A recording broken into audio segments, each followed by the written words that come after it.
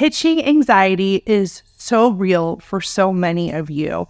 I know the thought of wanting to work with brands is really exciting and you want to do it, but there's something holding you back. This like anxious feeling in your gut, this sort of nervous belly, right? And just the anxiety of, actually hitting send on an email, or the anxiety of going after your goals.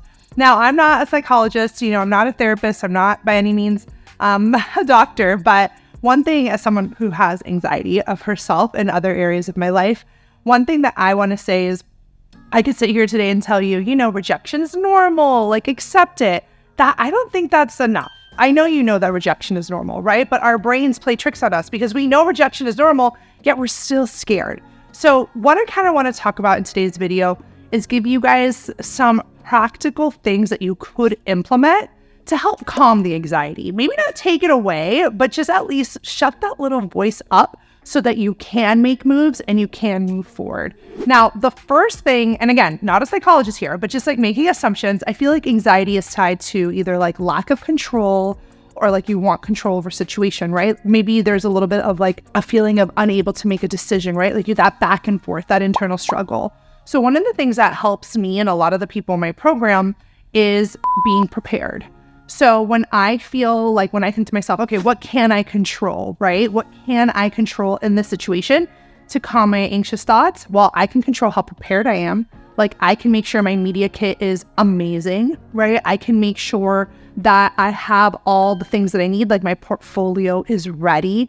Those are things that are in your control. When you feel prepared, there's like a psychological effect that happens where your confidence goes up.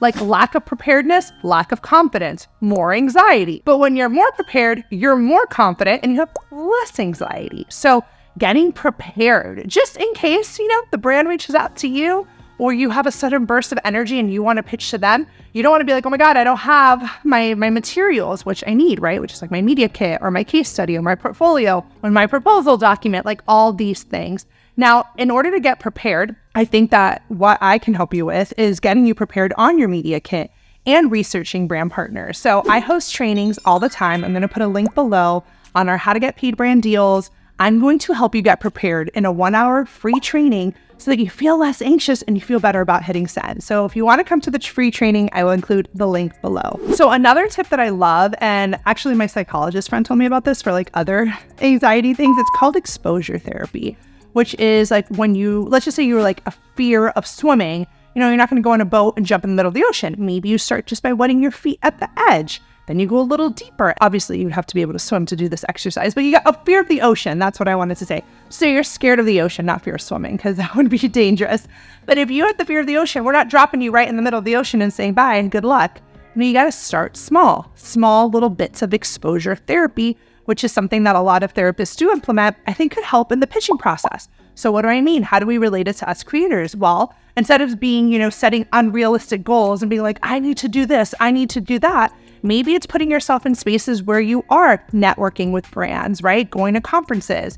Or maybe instead of sending this big goal of I need to pitch 20 brands a week, you just send one, right? You get a little bit of practice, a little bit of a touch point, right? Or if there's something that scares you, not fully immersing yourself in it, but saying, okay, how do I just do a little bit to kind of build up that resistance and that tolerance? I think that could help with some of the pitching anxiety, because when you lower your expectations and you're like, okay, I'm not going to pitch 40 brands a month or 50 brands a month, I'm only going to just start sending out a few emails, not because I care about the results, but because I'm doing it as a test to myself.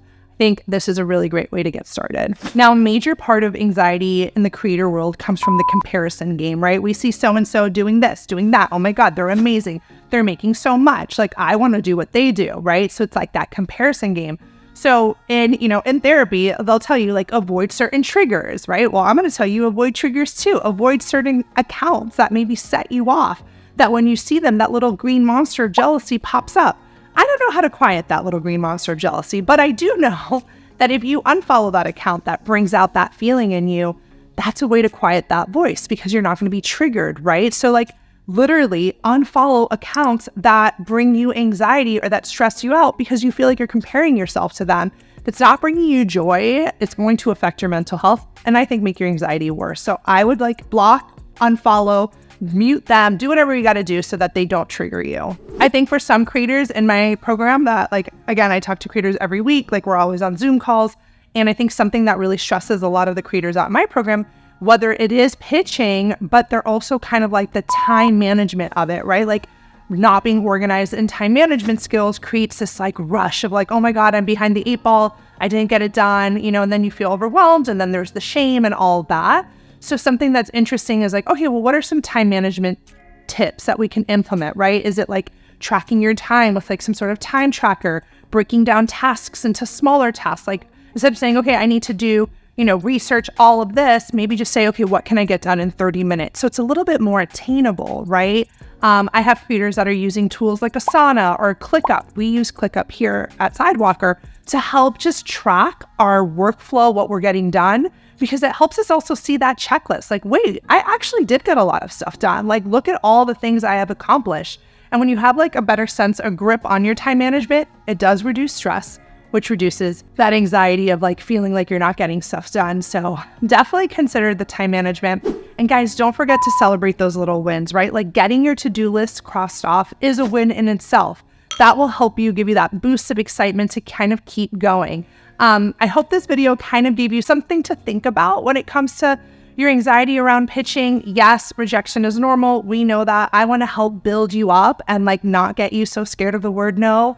I always tell people, like, if I could tell my daughter to have a job, it would be in sales, to have people literally like hang up on her and say no, or like in face to face, so that she just doesn't care. Because once you're like okay with like getting the word no, the sky really is the limit. And I think that fear of rejection does hold us back. But I hope that the tips that I shared today can kind of get you in the right headspace to be able to kind of help work through those anxious moments so that you can pitch, that you can reach out to brands, and that you can, shoot your shot, because you do miss 100% of the shots you don't take. And I don't want you missing them. All right, guys, if you enjoyed this video, as always, let me know, put a little comment, like it, share it, subscribe, all the things, and I will see you in the next video.